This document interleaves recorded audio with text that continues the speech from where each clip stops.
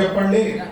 సర్వేషాం బ్రాహ్మణానాం అహరహ అనుష్ఠాన లోప దోష పరిహారార్థం శ్రీ జగజ్జనకస్య ద్వితీయ యజ్ఞోపవీత ధారణం ఆచార్యముఖేన వయం कारयिष्ये।